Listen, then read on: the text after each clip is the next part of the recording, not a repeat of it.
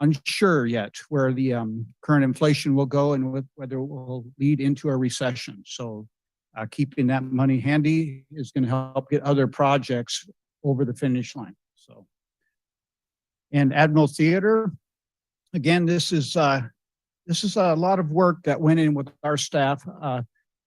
This is the second year in a row. Chris Mottner, our internal services manager, worked with our lobbyist and brought home funds to repair a city-owned building. So as you can see, there's this one here is just some much needed repairs and improvements. There's several of them, but $165,000 will support the Admiral Theater. And last, the Glen Jarstead Aquatic Center, which is a city-owned swimming pool. We had late breaking information. This came late for the legislative session, but we did get right on it. And working with the Parks Department led by Jeff Elevato, we made a pretty strong push for some funding. And with the lobbyists, successful, brought home $309,000 to repair the roof. Keeps things going. So that's an important asset for our community. It keeps supporting a lot of good programs that the YMCA helps sponsor. Right, next slide, please. Warren Avenue Bridge. I wanted to give you a little bit of an update what happened with this one.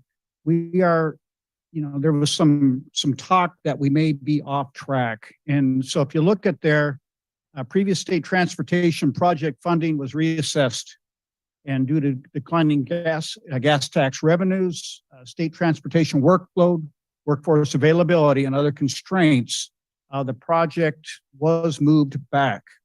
So we believe, and with the focused effort, again, this will be focused with trips, personal trips down to Olympia. We believe we can get it back on the funding cycle, and we're pretty confident, but it's going to take hard work. So I just wanted to give you an update on that.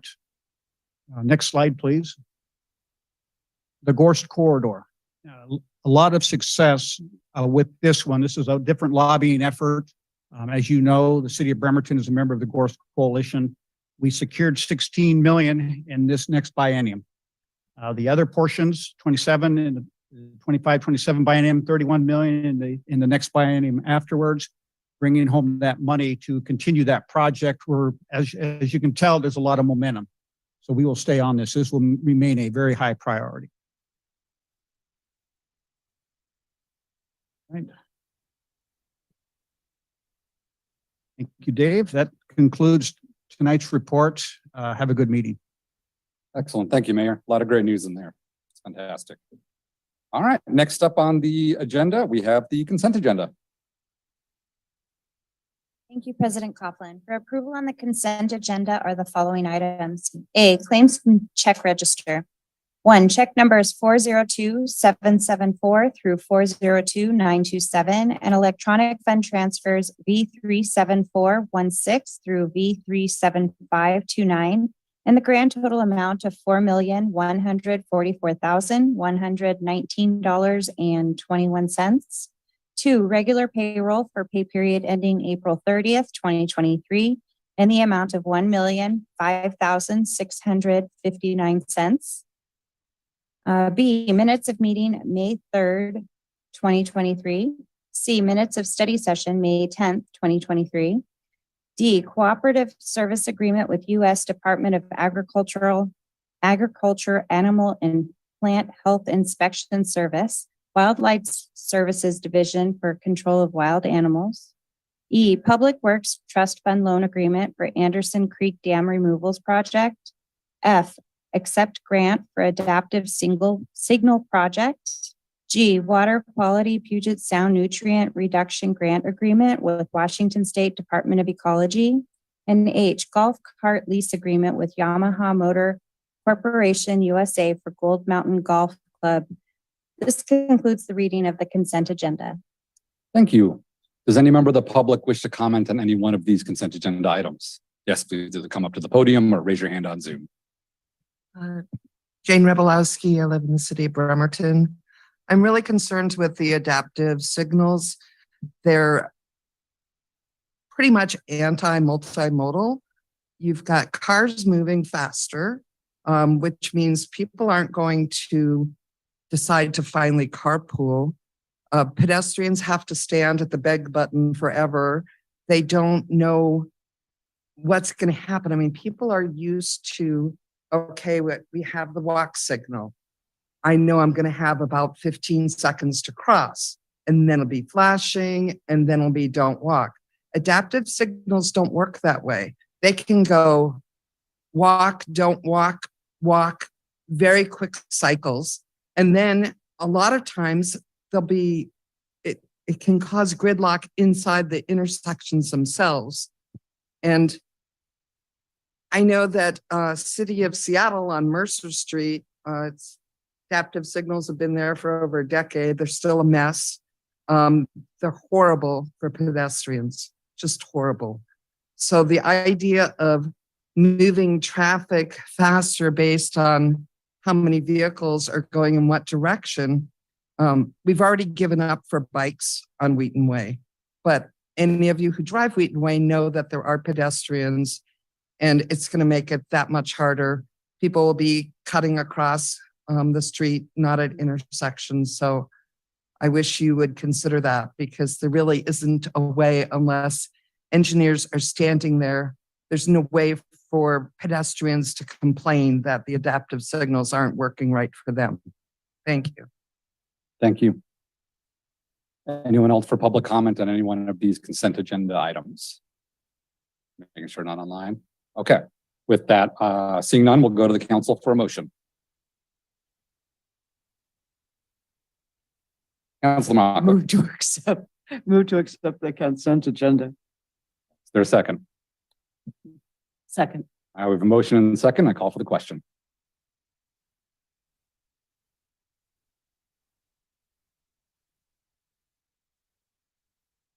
How do we point of order? move at this point in time? How do we move an agenda item to general business? Let me go to our clerk, Angela Hoover, and see if that is even a possibility.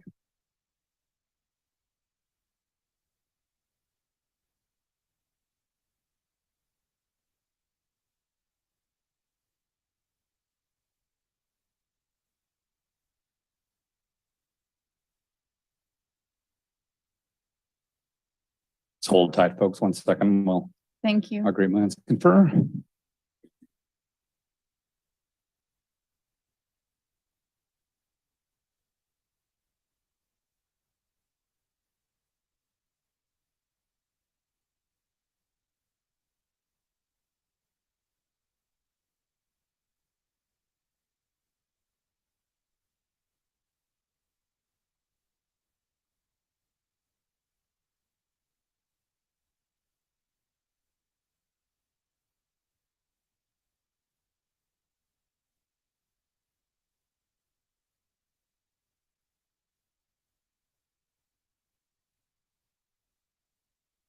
You know, I think at Just gonna this say point in my- time, I'd like to go ahead and recall that. I think that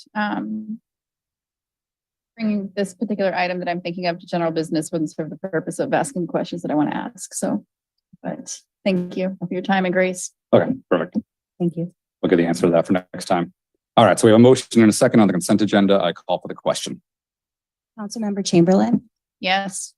Fry, Yes. Dennehy, Yes. Goodnow, Yes. Mochler, Yes. Younger, Yes. Coughlin. Yes. Motion carries unanimously. All right, next up, we have public recognition.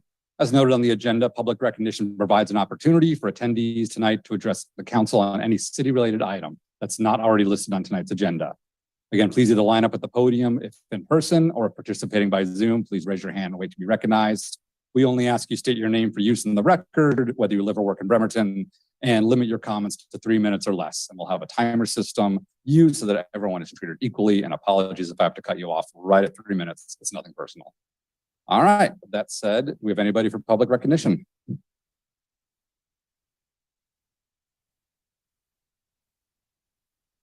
All right. Is that okay? Is two okay? If you do, two of you, you can each have 3 minutes, one after the other. Okay, great. I'm Allison Crow. I live in Bremerton. I work in Bremerton. I own a public local restaurant bar, Remedy Speakeasy. We are concerned because we were just given notice that the streetery has 30 days to be taken down. This was a shock to us. I believe it was a shock to Juliet as well. We were not included in any part of the city's discovery process. Our patrons, the public wasn't included in any of this. So I have a lot of concerns, particularly about this decision being given 30 days right before summer starts after the end of a very long winter. We rely on summer sales. It's about 20% of our sales are outdoor seating. We feel that the reasons for streeteries going away, we have mitigations for all of those reasons, although they were vague in the email. We believe that we have mitigations for all of them and weren't given an opportunity to even have a conversation with the decision makers on this. We are also just concerned about what this does to downtown. Outdoor seating creates a community. It creates economic spending. It creates a lot of opportunity for businesses to cross pollinate and hop around. And I'm just concerned in general about what this does for our city and for local small businesses.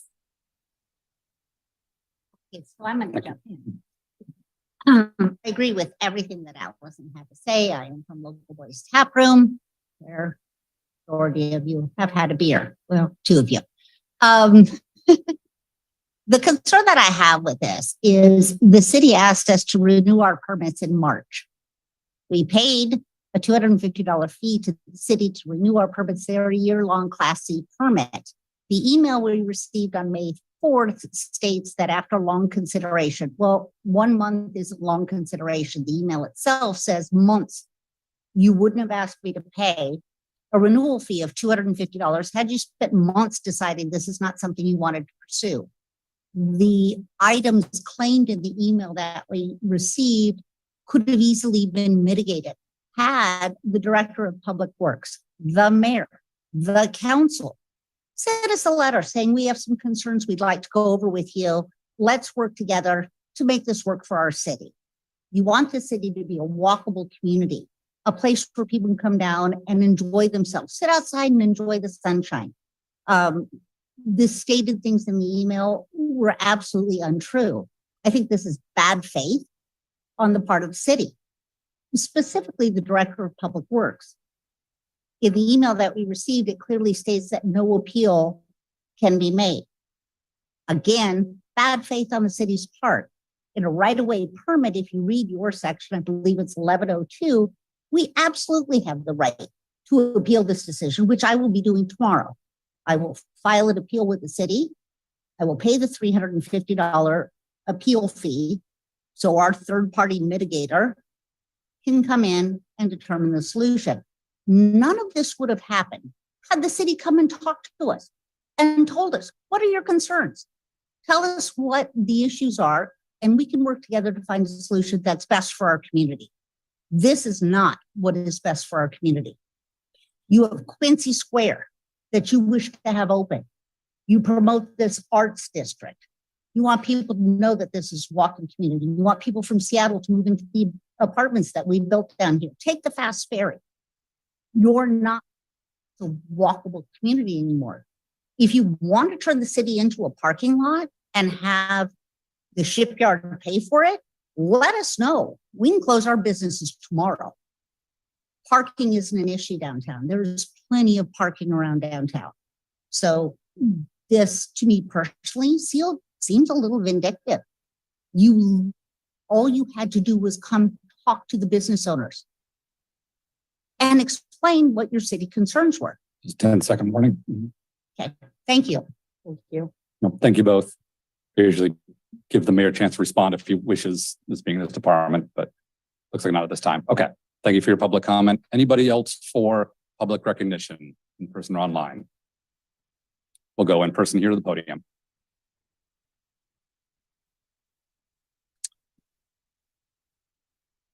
Good evening. My name is David Emmons, and I am the president and CEO of the Greater Kitsap Chamber.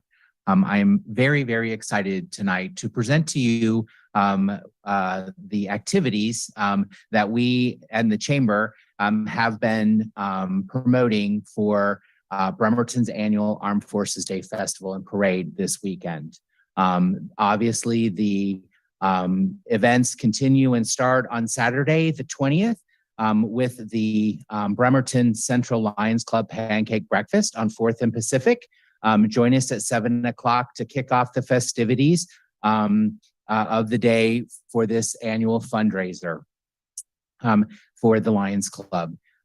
Following breakfast at 10, the 76th annual parade will be led by Grand Marshal Rear Admiral Mark Benning from who is the commander of Sub-Base Group 9. And we're very excited that you all will be participating in this year's parade again. Following the parade, we are happy to host the annual Heroes Barbecue and Information Fair, which has been moved to Kitsap Bank parking lot this year. And Virginia Mason, Franciscan Health, St. Michael's Medical Center will be sponsoring this event. And we've added 15 information booths about businesses here in the greater Kitsap area. But one of the things that we are most excited about is we have partnered with the Downtown Bremerton Association for a Shop Local program after the parade, because we get 40,000 people to downtown Bremerton and 10 minutes after the parade, they all leave. So we're trying to keep them here. So we've done a great deal of advertising this year on that issue, but we've also done the Shop Local program. So we have a challenge coin that is being given out to 20 businesses. Take the coupon, and I have coupons in the back for all of you that are here tonight, to take those to the 20 businesses that will be participating in the event and use that. We'll finish the day with the Roxy Theater for a 1 o'clock showing of Das Boot. And of course, the annual Navy League Gala is at the Kitsap Golf and Country Club. So we're very excited about this year's Armed Forces Day Festival. And thank the city of Bremerton for helping to support that. But I also want to call out one of a staff member at Bremerton City, that Justin Rowland, who we would not be able to have put this thing together without his help. So thank you, Jeff. Thank you, City Council. All right, thank you. And thank you for all your efforts supporting our local businesses. If anyone online for public recognition, we do. Let's go online to Gretchen Gamret. Apologies if I mispronounced that.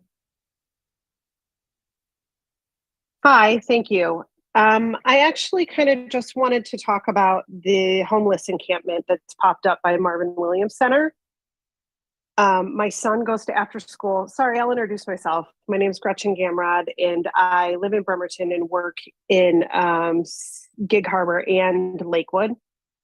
But my son goes to after school care at Marvin Williams. I know that this is probably an issue that continues to come up since the homeless shelters have closed and Salvation Army closed on May 1st. I know that they continue to offer some services, but they don't offer any beds. And since that time, an encampment has popped up right outside my son's school and is causing a health risk, causing children to feel unsafe. Marvin Williams, it is my understanding, has enlisted a volunteer to provide some security. But I wanted to bring that issue up as something that is really detrimental to our community. And I don't know if we are going to be offering resources or what can be done. I know that the police department do have some difficulty in how to address it at certain points, given some of the current laws in place. But I wanted to bring that up as an issue as something that really needs to be addressed, because again, as a walking city, it's causing a safety risk, and specifically right near a center that children are coming in and out of regularly. The children cannot play outside at Marvin Williams Center because of this encampment. So I appreciate your time. I think that's pretty much all I had. Thank you. Thank you for speaking up and sharing your concerns. Anyone else for public recognition? We'll go in the room here. Hi, Jane Rebelowski, City of Bremerton. I've been on the city's ADA committee for, I think, about 3 years now, and there's some things that have moved along, but I'm really concerned about the level of review for development projects. Either the ADA ramps aren't being repaired to the proper slopes, or they're just not put in at all. In fact, I was by one where we're going to have at least probably 500 to 1,000 people, and there's no ADA ramp for them to cross the road.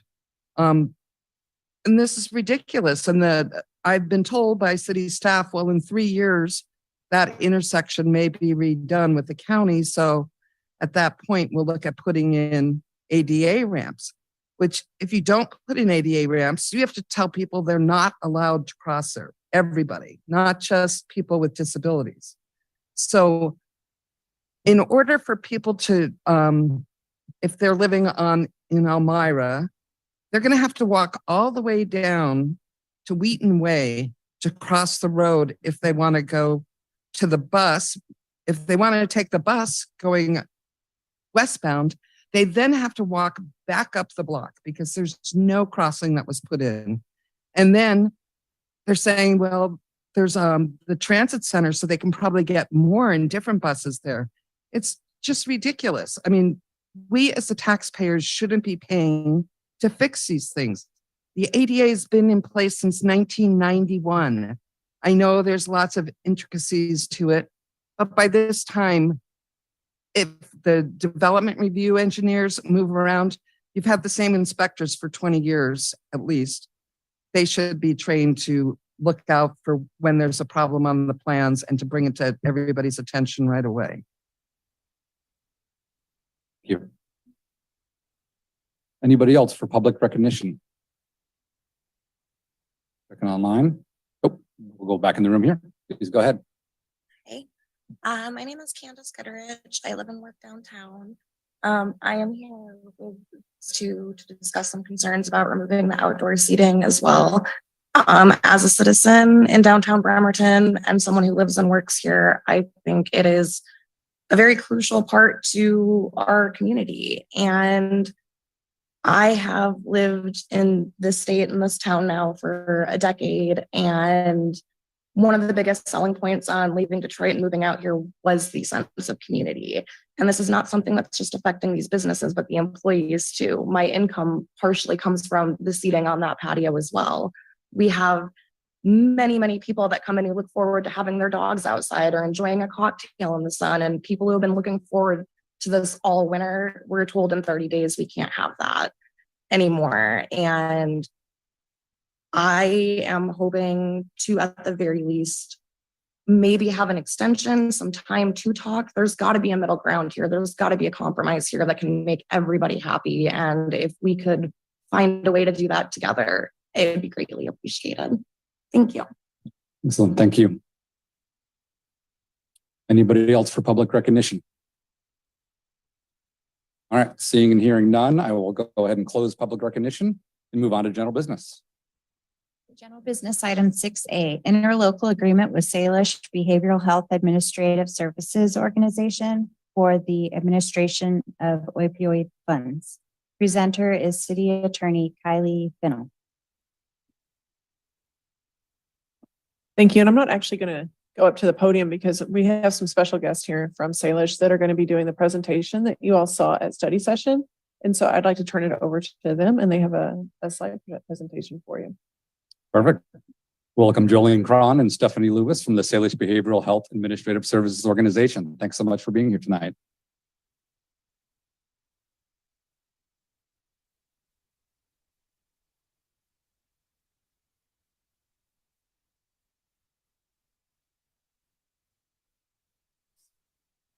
Good afternoon, council members. Thank you for the opportunity to present on our organization and our roles within Kitsap County. My name is Stephanie Lewis. I'm the administrator with the Salish Behavioral Health Administrative Services Organization, also known as the Salish BHASO. And I'm joined here. Good evening, Jolene Crone. I'm the Deputy Administrator and Clinical Director with Salish BHASO. So just wanted to introduce our organization so folks know who we are.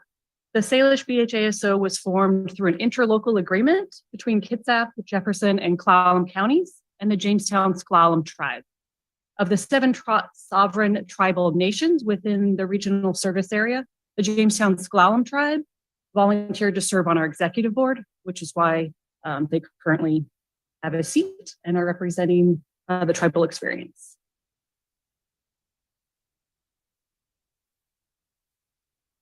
So the Salish BHASO roles and responsibilities. So we are tasked with providing behavioral health crisis services, both mental health and substance use for all residents of Kitsap, Jefferson, and Clallam counties, regardless of their individual insurance status or income level.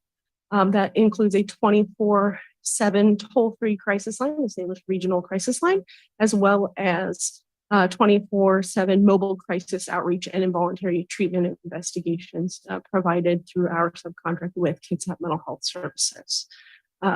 We also provide for limited non-crisis behavioral health, again, both mental health and SED services for individuals across those 3 counties who are low income and are not eligible for Medicaid, often referred to as the underinsured, so may have insurance and are unable to make their copays.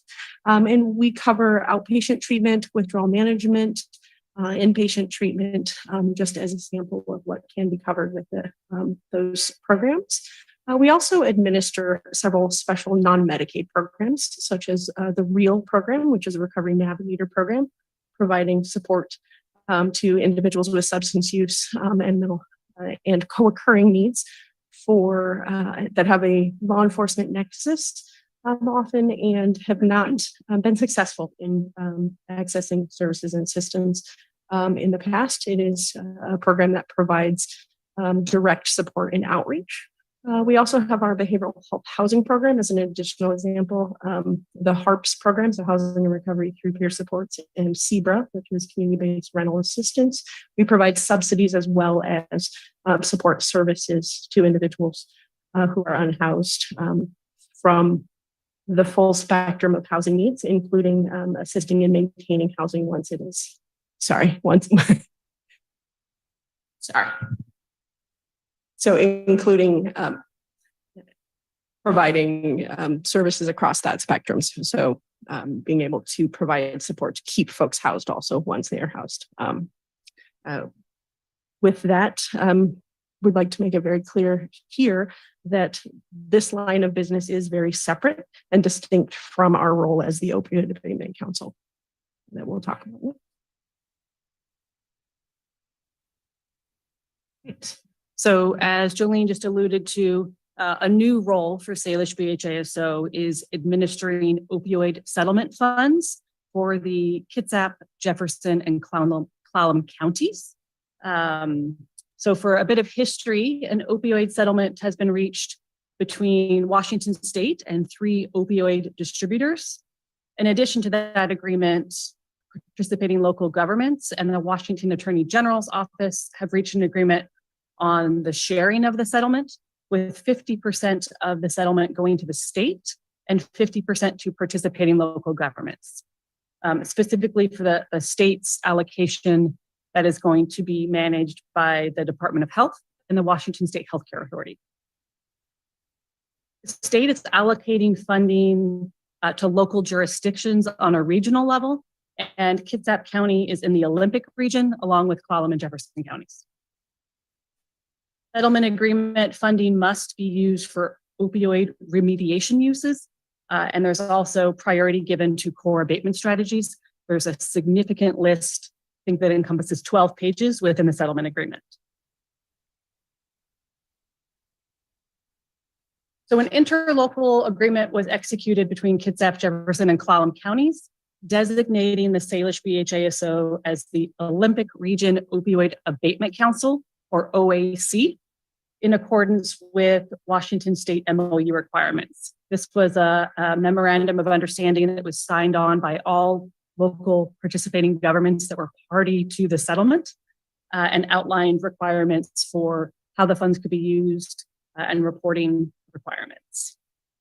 So the city of Bremerton may pool its funding with the Greater Kitsap County allocation, or may manage the payments directly. Some local governments have identified that the amount of administration that can be withheld from the funding isn't sufficient to support the infrastructure that is needed for the data reporting up to the settlement administrator. Some of those administrative requirements are listed on the slide. This would include, again, if the city of Bremerton managed the funds itself, setting up its own opioid abatement council, developing a methodology for obtaining proposals for the use of the funds, and ensuring that there's an opportunity for community-based input on the prioritization of how those funds are used. Got some contact information. Sorry, there's a bit of a delay. If there are any questions or input that folks would like to share, other than that, I can defer back to the chair and or Kylie. All right, thank you so much. Attorney Fennell, anything else you want to add to that? I've reviewed this proposal with Director Riley and myself, and we think this is the best path forward for the city to sign this ILA and pool our funds with the regional effort. Excellent. All right, thank you so much for the presentation. Much appreciated. We'll now, I'll ask if any member of the public wishes to comment on this item. Give it a second, raise your hand online. All right, seeing and hearing no public comment, then we'll go to the council for a motion. For a hand or a microphone going red. All right, yes, Councilmember Younger.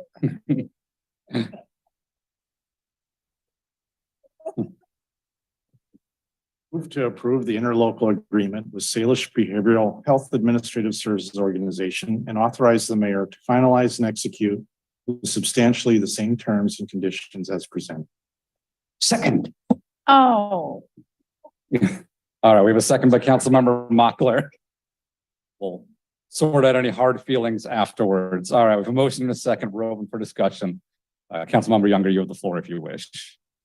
Well, we talked about this quite extensively, I believe, in April. I'm not sure there's much to add. Excellent presentation. And it did sound like it makes most sense to have an ILA with one organization that is well set up to administer these opioid funds, to get the funds to the people in need.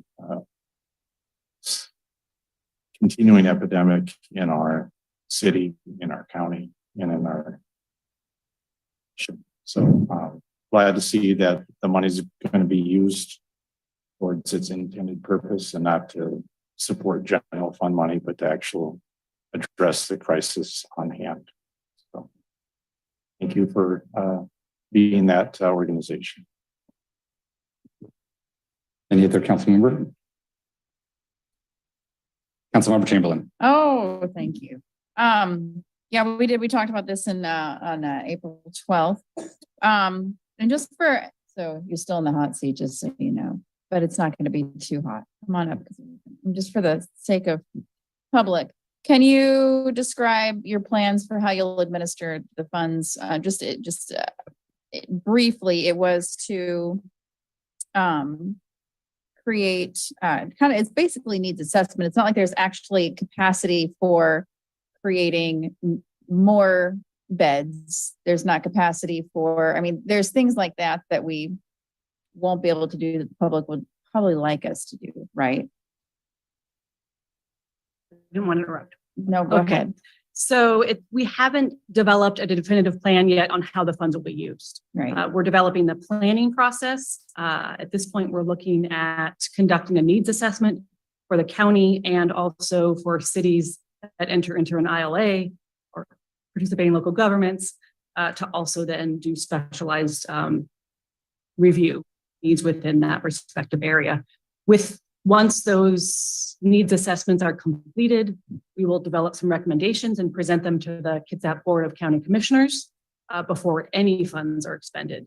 But to your point, the amount of funding, it may sound like a lot if you just look at the dollar amount. However, it's spread over 17 years. So when it comes down to it, it isn't the amount of funding that is necessary to build additional facilities, to expand bed capacity. It can pay for treatment. I don't see it building upon the existing continuum with new facilities. And this is not necessarily a question that you can answer, but my overarching concern is that the amount of money that we get is not small enough. It's too small to actually put a dent in our crisis. Has there been any discussion with, because you're handling it for other municipalities as well, correct? Or you are planning to potentially be? We are in similar conversations with other cities, yes. Okay. What is the potential for number of municipalities that you're going to be serving? Yeah, no, you haven't come to all the meetings yet. So. 2 in addition to Bremerton. Okay, so 3. All in Kitsap County area? Okay. Correct. Could there be discussion about, I mean, here's the deal. And I know that it takes a lot of planning to implement programs, and a lot of money gets spent on consultation and planning. I feel like in my concern is that while we're spending time planning, we're not spending time doing. Is there at all the potential to build a partnership with the funding between all the municipalities so that maybe those dollars could be harnessed to greater use to possibly create programs that are accessed at a county level? Specific to Kitsap County? I'm just throwing that out there. As you're working with other municipalities, and I know you're limited on capacity with staffing as well, but as you're working with other municipalities, could you harness or leverage the funding between these different municipalities to have greater effect on putting a dent in the issue? Absolutely. Yeah, absolutely. And I think that is more likely to be achieved when more municipalities and counties pool their funds to reduce the amount of funds that need to be spent on administration when the funds really need to be spent out in the community. And once we approve that you're going to handle the funding, it's kind of out of our hands, right? We as council members, as the voice of Bremertonians, so theoretically speaking, hopefully, we don't get to have a say in how the money's spent after it goes into your, capable hands, but this is it for us. So, I guess I just wanted to send you off with my final thoughts and concerns, as we are probably going to approve this. We haven't voted yet, but. So to that reasonable concern about losing some control, there is terms within the interlocal agreement to terminate. So if the city is not pleased with how the funds are being spent, or the transparency on our data dashboard that shows how the funds are being spent on an annual basis, there's no reason why the agreement couldn't be ended. Mm-hmm. There's a second part to that. Yes, go ahead, Julie. I would just also want to mention that we work very closely with our advisory board, and they are made up of residents of all 3 counties who help us in those needs assessments to funnel things in the direction that they think is appropriate within. So there is participation within our organization from citizens of the community who are connected to these issues. Can you repeat, what was that? Was it an advisory board? It's the Salish Behavioral Health Administrative Services Organization, Behavioral Health Advisory Board. Behavioral Health Advisory. You did that all in one breath. Behavioral Health Advisory Board. Thank you very much. All right. Well, I appreciate your extra time in answering my questions and hearing out my concerns. Thank you very much. Yes, Councilor Mockler. I think, point of order. Sure, point of order. I think, Attorney Fennell, thank you. Yes. I was trying Attorney to Fennell. answer another part of Councilmember Chamberlain's question that the opiate funds that the city receives and that Salish administers will still need to comply with the core abatement strategies. And so those strategies are listed in an agreement that the council approved for the city to accept whenever we entered into the One Washington MOU. And so there is still limits on what the funds will be used for. And those are things that this council has approved. So it's sort of like you've approved the large list, and then they get to distribute the funds based on their expertise of what's needed from that list. Thank you. Excellent. Now, Councilor Mockler.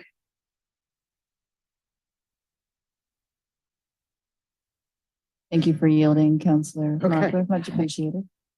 So, hey, welcome back. So when I was talking, well, when you were presenting to us in April, one of the conclusions we reluctantly came to is that with this amount of money spread out over 17 years, there aren't going to be any beds. You said that much more elegantly. Since we're all aware that without actual beds, that actual rehabilitation is going to be a pretty tough row to hoe. I guess I'd like to say that I hope I'm speaking for all of council that if there is some way that we can share information with you or be of use to you in like sources or resources that you may not know about. Am I correct? Is this something that we would be generally interested in helping to, I don't like to use such fancy language, but this really is a scourge. And it sets its teeth deep into people and it lets go very reluctantly. So that's all. That's the kind of oversight I think that we would like to exert as to be of use here. Thank you. Yes. So if you want to respond, go for it. So to your point about more beds being needed to make a dent in this tragic epidemic. So while the city of Bremerton's allocation or the entirety of Kitsap County's allocation may not be enough, half of these funds were allocated to the Department of Health and the Healthcare Authority. So there are opportunities for us to participate in committees, share concerns regarding the lack of bed capacity to attack the problem from that end. Thank you. Council members. Councilmember Fry. Thanks for coming back. It's good to see you again. As I told you last time, I'm a big fan of subcontracting out administration of programs of which we have no expertise. And certainly City Council doesn't have the expertise to do that. So thank you for being available, to us. Many of our eyes are on 5536, the bill that just passed, and I think the governor has signed. I know that I'll actually be speaking about this in my report, but I'm wondering there appears to be funding related to that bill for services, kind of to offset that penalty aspect. And I don't know if you're looking at that, but it would sure be swell if that was on the list as well. If in fact we are going to be getting money to provide services, it would be great to be able to do that in the most impactful way. So just wanted to let you know that I'm certainly kind of looking ahead for any other opportunities to build these resources that are critically necessary. We can punch up, the stick all we want to, but without the real services that addicts need, we're not going to put a dent in it. So thank you for your dedication and commitment. Truly, it's hard work, I'm sure, and it's truly appreciated. Thank you for those points. And in 5536, I think it's section 25 of the bill that passed pretty promptly in the special session, references the Recovery Navigator program. And that proviso funding is actually what funds the real program in our communities. So there is a direct connection there. It isn't the only treatment dollars or outreach dollars in that bill, but there is a direct connection. Excellent. Any other council member? All right, seeing. One more Quick second question. round. Yes. Yes, thank you, President Coughlin. Okay, so the needs assessment, I wanted to just kind of like, I know it's not completely planned, but it's the idea that you have. Can you talk to me just publicly about how you intend to, like, how about in general, do you do needs assessments? I mean, I'm sure you do with your organization as currently.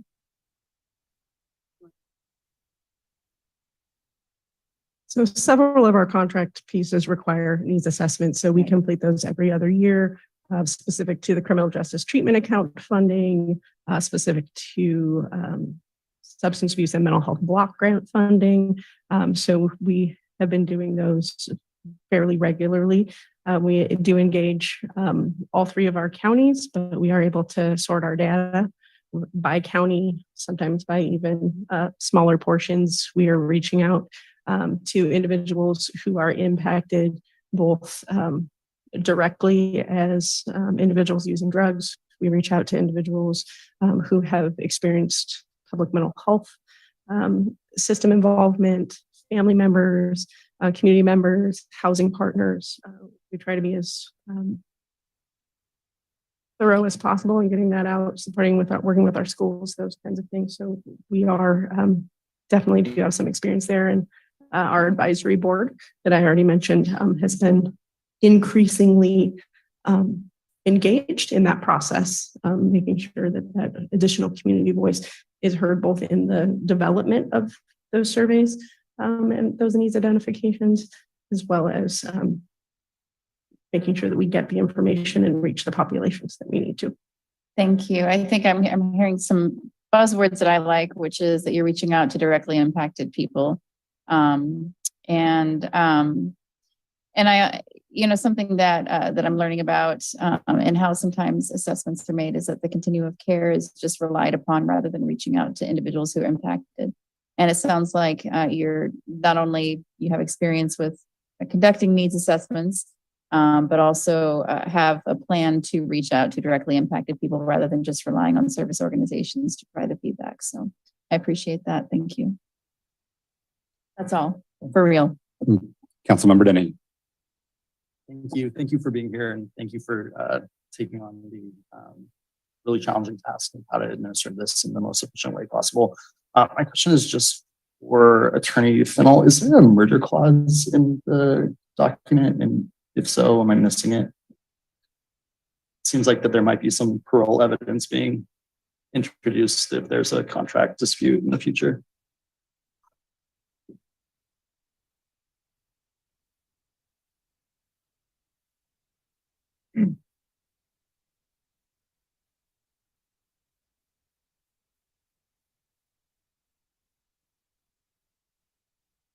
My computer is dead, and so I'm literally looking at this on my phone, so I apologize if I'm missing it.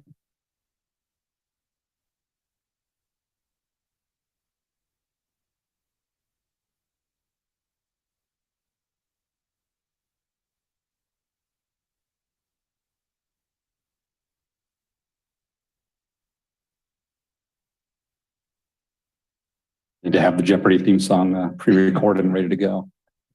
And I will just take a minute to see if we can get an answer to this question.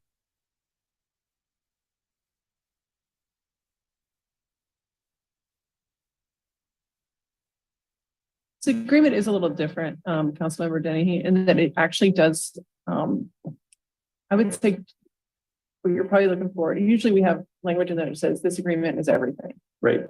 You look at section 10, it's different because this agreement isn't everything. Subject to the terms of the ILA that was established when the Salish behavior was created. And so there's a list of documents on section 10 that give order of of what all is contemplated and order of precedence if there's a conflict. So obviously inconsistency is resolved by giving precedent in the following order. And so we don't have the typical merger clause in there because this actually doesn't, it's not a four corners. All these other things play into this. So those documents will exclude parole evidence if there is a contract this week. Great. Thanks so much. Appreciate it. Excellent. Well, I'll wrap up here and just echo thanks so much for presenting both the last study session and this meeting today and telling the public where these funds are going. Like I said, it's unfortunately not a lot of money when distributed over 17 years. Personally speaking, I think it's nowhere near enough to offset the negative effects that these companies have brought on folks. But I'm really glad to see that these funds would be going to organization that specializes in distributing them. And I think you're the best organization to do the most good with this money and help the most amount of people. So thank you once again. And with that, I will call for the question. Councilmember Fry, Yes. Dennehy, Yes. Goodnow, Yes. Mochler, Yes. Younger, Yes. Chamberlain. Yes. Coughlin. Yes. Motion carries unanimously. This concludes general business. All right. Next on the agenda is council reports. Since this is the last council meeting of the month, we'll start with District 7. Councilmember Eric Younger. Thank you. I'm looking forward to Saturday, starting with the pancake breakfast, following with the Armed Forces Day Parade, where the majority of my council members will be participating in the walking the parade, and I cheer them on from the stands. Why am I not doing it? Why am I just cheering on? Let's just say it's not my first rodeo, or should I say my first Armed Forces Day Parade. So that's a happy spot for me. So I'll watch you guys and cheer you on, as I said. I believe my wife is also a judge. She always judges during the Armed Forces Day Parade. So you will not be getting a vote for that either, for any best of, because that'd be a conflict. So you got one strike against you. And I'm also looking forward to attending the Navy League Gala on Saturday night. My wife's a member of the Navy League as well. So looking forward to that. So that's a pretty busy Saturday. I'm looking at the weather forecast. I've been to many of these and we get soaked. Right, Michael? It rains a lot during it's a funny thing. Around here, we all have the saying that summer doesn't start until the 4th of July. Don't mean to jinx it, but the forecast is, I won't say partly cloudy. I'm an optimist. It's partly sunny and a high of 74. And around the parade time, it should be high 60s. So that sounds to me like perfect weather for you guys marching in the parade. So looking forward to it again. One of my favorite times of the year, events of the year for the city of Bremerton. And it is the longest running Armed Forces recognition in the country. So again, looking forward to that and looking forward to seeing you all there. Thank you. All right. Thank you. Up next, District 6, Councilmember Anna Mochler. Thank you. So, District 6, this photograph was taken just about this time of year. Roadies are in bloom. Smokestack's not spewing too much. So this is just really a report on what's going on in District 6. Next slide, please. So I've been having these monthly town halls since the end of December, since December, at least, since the state emergency ended. The last one was particularly interesting to me because people got very interested in what is our vision for Bremerton. People were bringing this up, just like, what kind of a city do we want to be? And it was an interesting and generative discussion, but it's one I'm looking forward to doing again. It's supposed to end at 6 o'clock. It got to be 6:40. And my blood sugar just said, I'm sorry, we're going to have to talk about this later. But it is an interesting discussion. And I look forward to continuing it at the town halls and all around. Next slide, please. So this is just, the update on Lulu Haddon Park. This is on the map that I received from Parks Director Elevato. This is the location of the landfill that is covered with 7 feet of uncontaminated soil, not a threat to public safety. The Register of Historic Places has given consent. The geotechnical survey has been done. And the geotechnical report is required to be completed before, next slide, please. Parametrics can produce additional drawings. So this is the state of the playground at Lulu Haddon Park. At the town hall, one person said that she had seen children playing at Lulu Haddon. I go there at 8 in the morning, 8, 9 o'clock, and this was around noon today. Next slide, please. Oh, okay. All righty then. Okay, well, the next slide, I'll just describe to you.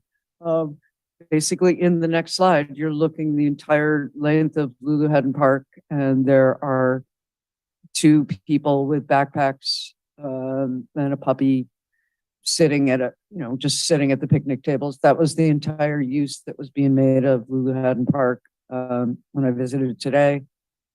At noon earlier, there was no one there. I mean, me. So here, I'm going to call again, as politely and respectfully as I possibly can, for us to change our old habits and put up signage saying, here's why the playground is gone. It was unsafe. This is where the landfill is, but it's covered with 7 feet of uncontaminated soil. Later, as soon as we can, we're going to implement the Lulu Haddon master renovation plan. I think that would be respectful, and I think that it would increase trust in our government, and it's just the right thing to do. So that's my part of the vision of the Bremerton. What's the Bremerton I want to see? That's a Bremerton I'd like to see. And I'm going to repeat, I'm almost done.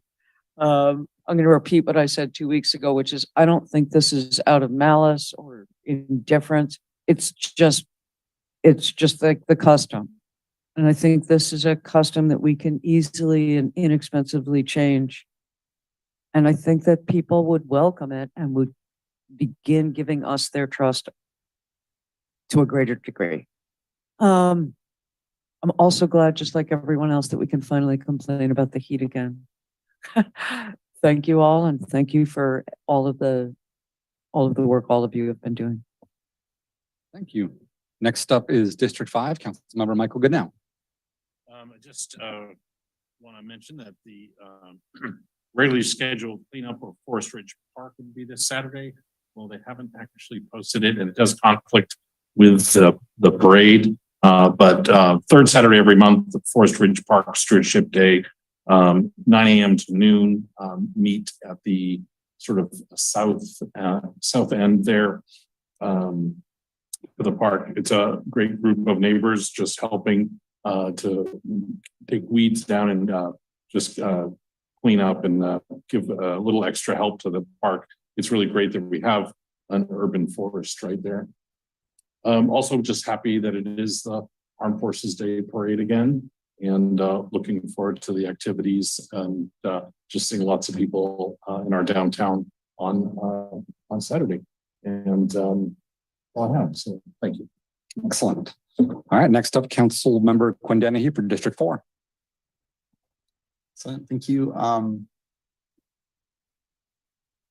You have the old slides. Could you pull them up? It's the last time I'm going to ask you for them. Thanks so much. Appreciate it. The filing deadline for my seat and 2 other seats ends on Friday. I'm very happy to see that there's at least 2 folks who filed for my seat. So there will be a competitive election going on.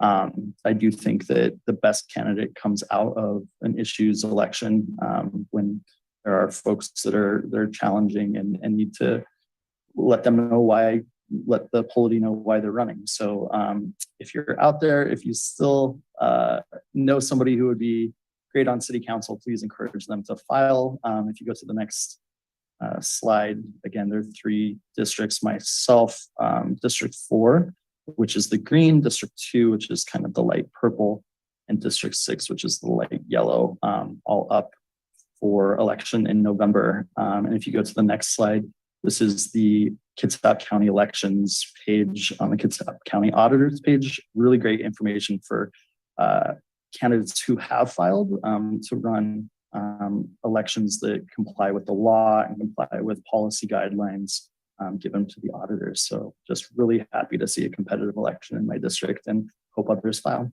Thanks. Excellent. Next up, District 2, Councilmember Denise Fry. Thank you. And thanks everybody who came down and participated over Zoom. It's always good to get your feedback, and we really need it in order to make good decisions. Okay, I do have a presentation. I mentioned 5536. This was a bill that was a really heavy lift for the legislature this year, and want to give a shout out especially to Senator Rolfus and our local representative for Tara Simmons. Tara was a wonderful advocate for addicts and the services that they need. And there were many others who joined her. I have asked, as chair of the Public Safety Committee, I've asked our city attorney, Kylie Fennell, to report to our next Public Safety Committee about the impact of this legislation on Bremerton and on the services that we provide as a city. Chief Wolf of the Bremerton Police Department will be there as well. And so we want you to know that policy-wise, council is engaged with this, that we're keeping our eye on it, and I know that the city staff are as well. Next slide. Yeah, Councilmember Younger, I know this isn't your first parade or Armed Forces Festival. I've lived here 8 years, and I've been to it every year. I love this parade. I just love it. My son happens to be a Coast Guard retiree now, and so you have to forgive me for my bias for the Coasties, and also, of course, for the Bremerton Central Lions, the lion of which I posed with last year. Great pancake breakfast, great way to come down early in the morning on Saturday and really meet your community. Have some pancakes and talk about the city, and council will be in the parade once again this year, and we're looking forward to seeing you out there. I'm celebrating our armed forces each and every day, but especially on Saturday. Thanks. Well, next up is District 1, Council Vice President Jennifer Chamberlain. Thank you. Everybody's talking about the Armed Forces Day Parade. I might have all y'all beat because I have marched in this parade. I think the first time I did was in 1994 or 95. I was in band. So I've been in this parade before too, but last year was a lot of fun. I'll be working this weekend.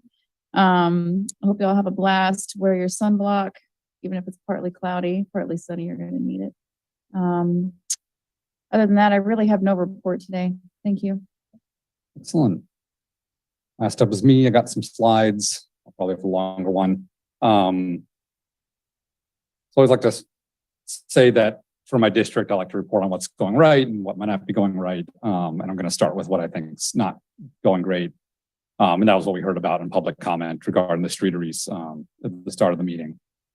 And so, as folks who don't know, streeteries are kind of a popular way to have expanded outdoor dining, and there's a bunch of different types. Sometimes on the sidewalk, sometimes in parking spaces, sometimes against a building. And so, I want to talk specifically just about the ones that take up parking spaces. I know it's something Seattle's been doing for about 10 years. So cities have done it in the past, but it became much more popular with the pandemic. And under emergency orders, Bremerton had an executive order to allow streeteries, which some businesses took advantage of. There's some really great things about them, kind of a good takeaway from the pandemic, and that, as we heard, it's a community gathering space. It really helps small businesses. It can contribute to a street appearance and a walkable city. And sure, there's absolutely a trade-off of losing a couple parking spaces. But I think what happened recently with our businesses is there was a bit of a 180. They were, notified last year that it was being worked on to create a permanent ordinance. As we heard, they were happy to work on whatever was needed to address concerns and work with the city. And the next update they got was a little over a week ago that they just had 30 days to remove the streeteries. And so, they're really frustrated, as you heard. They've invested a significant amount of money and hard work. Some of them making custom planks. They've paid extra insurance for liability, heard about money for permits. And they're still recovering from, low COVID numbers. And so these spaces are still a significant fraction of the revenue, and especially with summer coming when they know they're going to get the most use. And they've been kind of waiting to make improvements and put in even extra work until the new guidance came out, because I know there'd be new aesthetic and safety reasons. And I know they recently reached out to the mayor for a meeting, and so far that hasn't happened. What I'd really like to advocate for is implore the mayor to see if he can work with staff to give the businesses at least 90 days for now to get through the summer and continue this discussion.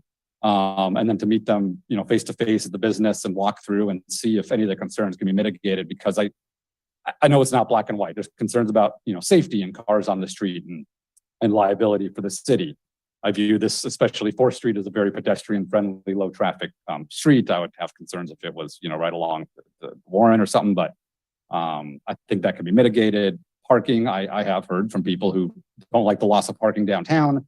I've also heard from a lot of people who are very much in favor of the streeteries and think it's worth the couple of parking spaces. And appearance, I know the business owners want to make it look nice. And if you go to the next slide, I think they've already put in work, and they're willing to put in even more work to make it look nice. Remedy went and put a whole logo and color matching scheme, and Local Boys here had a foliage entrance. So they're willing to do the work. And if a business doesn't use it, I'll just call out Dog Days, because I heard from so many constituents they didn't use it. I don't think folks should keep it if it's being unused. So I totally support use it or lose it. But some of the business owners really do use it all the time. And so we haven't really had any public input or discussion on this. And my inclination is I think they're a net benefit to the city. There's trade-offs, but I think they provide a really net benefit in my district.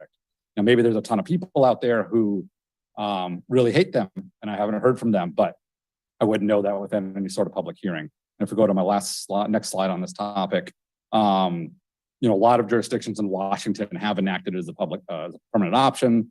Port Townsend, Ellensburg, Edmonds, Seattle. I know Paulsbo is discussing it. So again, although there are concerns, other cities have accepted certain risks and I think finding ways to mitigate them. So I'm just going to implore the administration again to please try and work with the businesses and see if we can find a reasonable middle ground right now.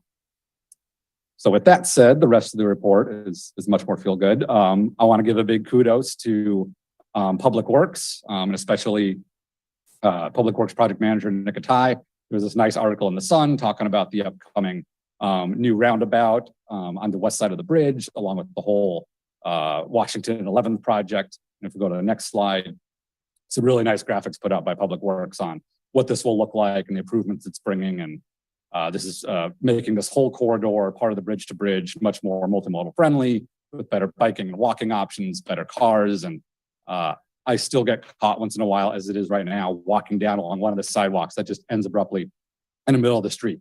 So it'd be really nice to get this fixed and get this whole area updated. Next slide. Just want to highlight, I went on this great bike policy ride with some folks from West Sound Cycle Club a couple days ago. We took the ferry across and rode all the way out to Bellevue and back across a bunch of the bridges. Really fortunate to have Senator Emily Randall on the ride as well. I'm really fortunate to be loaned an e-bike for it, else I would not have made it. Those things are amazing and they make you feel like Superman. But a great ride, just learning about the different options other cities have enacted. And wrapping up here, I think there's one more slide if I remember. Yeah, I just wanted to take a pause. We're getting towards the end of May. I had presented the goals and priorities we came up with at the start of the year. Got some check boxes in there, passing the Race Equity Commission, hiring a consultant, public safety and support, especially with the recent bill that just passed the legislature and the governor, checking off a few boxes here. So I just want to give a giant thanks to everyone on council, to everyone in the administration and staff in the city for making great progress towards these goals and priorities, which is fantastic. And I'll wrap up with, yes, look forward to seeing folks in the Armed Forces Day Parade. And I can't wait for that event. It'll be so much fun. So with that, that wraps up council reports. And we now have a council executive session. So council will convene for an executive session for 10 minutes to evaluate the qualifications of an applicant for public employment as allowed under RCW 42.30.110 subsection 1G, and action is anticipated. We will be back in 10 minutes. Recording stopped.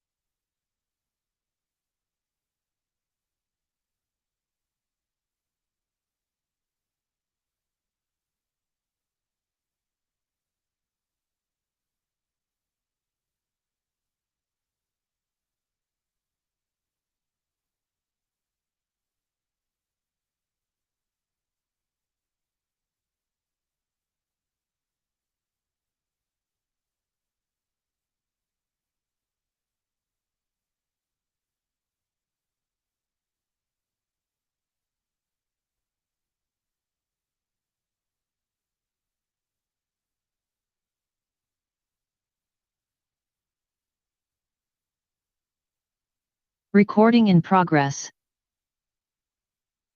All right, we are resuming our meeting, and I'm going to go to Attorney Finnell to summarize the discussion.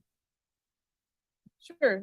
Pursuant to BMC 2.50.032 sub C sub 4, council has been asked to consider the promotion of current city employee Gunnar Frederickson to the open position managing engineer transportation with compensation set at band 18, rate 8 of the 2023 management professional confidential and fiduciary salary plan. Pursuant to RCW 4230.110 sub 1 sub G, council discussed this request in executive session. Excellent. Would So you like at to this read out the point, proposed motion? Council, if anyone wants to make a motion, I can certainly read one to approve that. And then we'll take public comment, and then there'll be any council discussion and then a vote. All right, Councilmember Dennehy.